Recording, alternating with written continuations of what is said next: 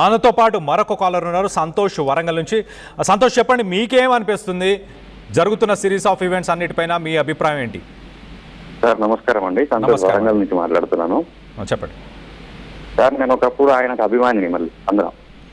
కానీ అభిమానం ఏమైందంటే ఆయన మాట్లాడే, పవన్ కళ్యాణ్ గారు మాట్లాడే మాటలకి అదే తెలంగాణ వాదంగా, నేను కాకతీయ యూనివర్సిటీ స్టూడెంట్, నేను పీజీ మన ఉస్మానియా యూనివర్సిటీలో తిరిగి ఆ రాళ్ల దెబ్బలు అవన్నీ తిన్న వ్యక్తులం మేమంతా.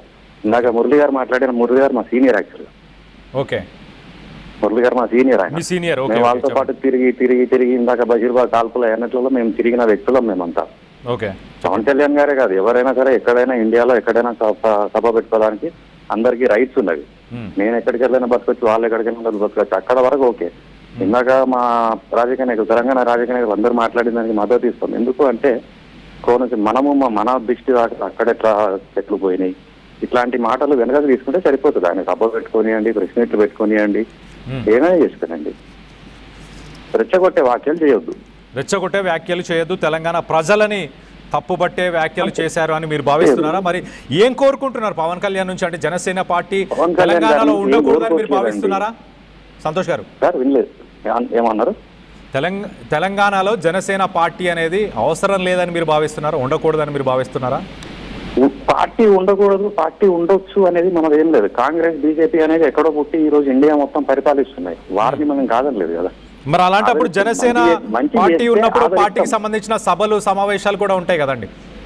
సభలు సమావేశాలు పెట్టుకోవచ్చు, రెచ్చగొట్టే వ్యాఖ్యలు చేయొద్దు అని అంటున్నాం. ఓకే, రెచ్చగొట్టే వ్యాఖ్యలు చేయొద్దు, రెచ్చగొట్టే వ్యాఖ్యలు చేయొద్దు. ఇప్పుడు కేసీఆర్ గారు కూడా లాస్ట్ మనం చూసుకుంటే, నేను భారత రాష్ట్ర సమితి పెడతాను నాందేడ్లో సభ పెట్టుకున్నాడు. చాలా మందికి ఐడియా ఉండి ఉంటుంది, గుంటూరులో ఆయనకు ఒక ఆఫీస్ కూడా కట్టినారు అక్కడ. తర్వాత అక్కడ ఏమంటారు, ఫీడ్బ్యాక్ సరిగా లేక ఆయనకు కూడా వెనుకోవచ్చు. కేటీఆర్ గారు కూడా ఒకసారి మాట్లాడుతూ భీమవరంలో నేను పోటీ చేస్తే ఈజీ గెలవచ్చు, అదే కోడి పందాలు కనుక అఫీషియల్ గా చేస్తే నేను గెలుస్తా, అట్లా పెద్ద విషయం ఏం కాదని చెప్పేసి ఆయన కూడా అన్నారు. ఆ రోజు ఆయన ఎవరు కింద మాట్లాడలేదు కదా ఆ రోజు. ఓకే, ఇప్పుడు ఆయన మాట్లాడిన మాటల నుంచి మీరు ఏం కోరుకుంటున్నారు? అంటే గతంలో ఆయన కోనసీమ గురించి మాట్లాడిన మాటలు కానీ బహిరంగంగా ఆయన జస్ట్ తెలంగాణ ప్రజలకు ఒక క్షమాపణ చెప్పేస్తే సరిపోతుంది అంతే. దీనికి ఆయన ఇందాక ట్వీట్ చేసినారు, వైజాగ్ లో జరిగింది గుర్తుందా, 2022లో జరిగింది గుర్తుందా. ఇక్కడ రాజకీయాలు వేరు, ఇక్కడ పరిస్థితులు వేరు. ఇది కొట్లాడి తెచ్చుకున్న తెలంగాణ, అక్కడ పరిస్థితులు వేరు. అక్కడ వాళ్ళ అపోజిషన్ పార్టీస్ కోసం ఆయన చేసుకున్నారు. అప్పుడు ఆయనకున్న క్రేజ్, అప్పుడున్న పాజిటివ్నెస్ ఆయన తెలుసుకున్నాడు, సంతోషం. ఓ డెప్యూటీ సీఎం అయ్యిండు, ఒక స్థాయికి వెళ్ళిండు, సంతోషం. అది కాదు ఇక్కడ విషయం. జస్ట్ రెచ్చగొట్టే వాక్యాలు మాట్లాడేంత వరకు ఎవరికైనా నేను వెనకనే ఉంటాను. రెచ్చగొట్టే వ్యాఖ్యలు ఓన్లీ పవన్ కళ్యాణ్ మాట్లాడిన అనుకుంటున్నారా? ఇప్పుడు మనం ఒక్కసారి జనసేన పార్టీకి సంబంధించిన ట్వీట్ ని చూస్తే, నిన్న మొన్న నుంచి కూడా చూస్తున్నా కొందరు వ్యక్తులు మాట్లాడుతున్నారు ప్రెస్ క్లబ్ లో మాట్లాడిన పార్టీ నుంచే కదా, అదంతా జనసేన పార్టీ వ్యక్తులే కదా వాళ్ళంతా. అవును, ఇప్పుడు చంద్రబాబు గారు ఎప్పుడైనా చాలా సార్లు మాట్లాడారు, నాకు తెలుగుదేశం, నాకు తెలంగాణలో కూడా నాకు పరిచయాలు ఉన్నాయి, పలుకుబడి. మరి ఇంతవరకు మేము ఇప్పుడు టీడీపీ మీద ఎప్పుడు మాట్లాడలేదు, మేము ఏ రోజు మాట్లాడలేదు. చంద్రబాబు గారు ఎంత పెద్ద వ్యక్తి, ఆయన కూడా ఒక ఇనిషియేషన్ హైదరాబాద్కి. నిర్మల జనార్దన్ రెడ్డి గారి దగ్గర నుంచి చూసుకుంటే ఇప్పుడు కేసీఆర్ వరకు కూడా ఒక్కొక్క స్టెప్ బై స్టెప్ హైదరాబాద్ లో ఉంటున్నారు, చేసుకుంటున్నారు. హైదరాబాద్ ని మనం ఒక స్థాయి చూసినాం. ఇప్పుడు ఈయన ఒక చిన్న నోరు దారడం వల్ల తప్పితే ఆయన మీద వ్యతిరేకత ఎవరికి ఉండదు. ఓపెన్ గా అడిగితే అందరూ అదే చెప్తున్నారు, ప్రతి రాజకీయ నాయకులు అదే చెప్తున్నారు. నిన్న పొన్నం ప్రభాకర్ గారు మాట్లాడుతూ కూడా ఆయన సినిమాలు ఆదరిస్తారు, అందరి ఫ్యాన్లు అన్ని పార్టీలలో ఉంటారు, సినిమాలు చూసుకోండి తప్పులేదు. ఆయన వ్యాఖ్యలు అంతా తీసుకుంటే నేను సమర్థిస్తాం అంతే. రైట్ సంతోష్ గారు, థ్యాంక్స్. ఆర్టీవీ కాల్ చేసి మీ అభిప్రాయాలను మాతో పంచుకున్నాడుకు. మనతో పాటు మరొక కాలర్ ఉన్నారు, జగన్ వరంగల్ నుంచే మరొక కాలర్. జగన్, చెప్పండి, మీకెలా అనిపిస్తుంది, మీరేమి ఆశిస్తున్నారు? సార్ నమస్తే. సార్ నమస్తే అండి. ఇప్పుడు పవన్ కళ్యాణ్ది ఆంధ్రాలో అంత అభివృద్ధి చేసేసింది కదా సార్? ఆంధ్రాలో అంతా అభివృద్ధి అయిపోయిందా? ఓకే, ఇక్కడికి వచ్చి మళ్ళీ సభలు పెట్టేసి మా మధ్యలో వైషమ్యాలు సృష్టించడానికి రావాల్సిన అవసరం ఏముంది? ఓకే, అంటే ఆంధ్రాలో డెవలప్మెంట్ చేసుకోమని చెప్తున్నారా, అంతేనా?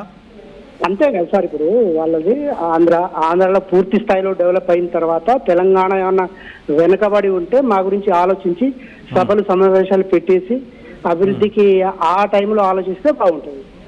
ఓకే, ఆంధ్ర డెవలప్మెంటే అడుగుతున్నారా జగన్ గారు, లేకపోతే పిఠాపురం పవన్ కళ్యాణ్ కాన్స్టిట్యున్సీ నియోజకవర్గం ఒక మోడల్గా పిఠాపురాన్ని తయారు చేసి దాని తర్వాత ఆంధ్ర మొత్తాన్ని తయారు చేసి తర్వాత తెలంగాణకు వచ్చి మాట్లాడితే బాగుంటుందని మీరు భావిస్తున్నారా? అదే సార్, ఇప్పుడు ఆంధ్ర పీఠాపురం కానీ ఆంధ్ర కానీ వాళ్ళు సాధ్యమైనంత వరకు పెద్ద ఎత్తున అభివృద్ధి జరిపిన తర్వాత అప్పటికి మేము ఏమైనా వెనుకబడి ఉంటే మా తెలంగాణ గురించి ఆలోచిస్తే బాగుంటుంది. ఓకే, రైట్ జగన్ గారు, ఆర్టీవీ కాల్ చేసి మీ అభిప్రాయాలు మాతో పంచుకున్నందుకు. మరొక కాలర్ మనతో పాటు ఉన్నారు, వీరాస్వామి మహబూబాబాద్ నుంచి. వీరాస్వామి గారు చెప్పండి, మీకేమనిపిస్తుంది, మీ అభిప్రాయం ఏంటి? పవన్ కళ్యాణ్ గారు సభ పెట్టుకోవచ్చండి, పెట్టుకోవద్దు అంటలే కానండి. ఈ రోజు పెట్టడం మంచి పద్ధతి కాదండి. ఈ రోజు మాది తెలంగాణ ఏర్పడ్డ రోజు కాబట్టి ఈ రోజు పెట్టడం నాకు మంచి అనిపించట్లేదండి. వీరాస్వామి గారు కొంచెం మీ ఆడియో కొంచెం క్లియర్గా లేదండి, కొంచెం గట్టిగా కానీ క్లియర్గా మాట్లాడే ప్రయత్నం చేస్తారా? అదే పవన్ కళ్యాణ్ గారు సభ పెట్టుకోవడం మంచిదే కదండి, ఈ రోజు పెట్టుకోవడం మంచిది కాదంటానండి. అచ్చా, సభ పెట్టుకోవచ్చు, ప్రాబ్లం ఏం లేదు. కానీ తెలంగాణ ఆవిర్భావ దినోత్సవం రోజే పెట్టుకోవడానికి కారణం ఏమైనా ఉందని మీరు అనుకుంటున్నారా? ఏదైనా దానికి ఒక రీజన్ ఉందనుకుంటున్నారా? రీజన్ అంటే మా తెలంగాణ ఏర్పడ్డ రోజు కాండి, తెలంగాణ ఏర్పడ్డ రోజు కదా ఈ రోజు. అవును, కాబట్టి ఈ రోజు పెట్టడం అంత సమస్యంగా లేదనిపిస్తుందండి నాకైతే. అంటే ఆయన కావాలనే ఈ రోజే ప్లాన్ చేసి పెట్టారని మీరు అనుకుంటున్నారా, లేకపోతే జస్ట్ కోఇన్సిడెన్సా? కావాలని ప్లాన్ చేసి పెట్టినట్టే ఉందండి నాకు. కావాలనే ప్లాన్ చేశారు. దానివల్ల ఏమైనా నష్టం ఉందా ఇవాళ ఒకవేళ ఆయన సభ వల్ల మా మనోభావాలు కొంచెం దెబ్బతిన్నట్టున్నాయి సార్. ఓకే, తెలంగాణ ప్రజల మనోభావాలు దెబ్బతిన్నాయి, దానికి బహిరంగంగా ఆయన క్షమాపణ చెప్పాలి, అందులోనూ ఇవ్వాలనే ఆయన సభ పెట్టడం కూడా మీకు నచ్చలేదని చెప్తున్నారు, అంతేనా? అంతే సార్. ఓకే, రైట్ వీరాస్వామి గారు, థ్యాంక్ యూ. మీరు కాల్ చేసి మీ అభిప్రాయాలను మాతో పంచుకున్నందుకు. మొత్తం మీద హైదరాబాద్లో పవన్ కళ్యాణ్కి సంబంధించిన సభ ఏదైతే నిర్వహిద్దామని అనుకున్నారో దానిపైన తెలంగాణ ప్రజలు, ఇప్పటిదాకా మనకు కాల్ చేసిన వ్యక్తులు చాలామంది తెలంగాణ నవనిర్మాణ సంకల్ప సభ అంటూ ఆయన పెట్టడంలో మాకు ఇబ్బంది లేదంటూ కొంతమంది మాట్లాడుతున్నారు, పెట్టకూడదని కొంతమంది మాట్లాడుతున్నారు.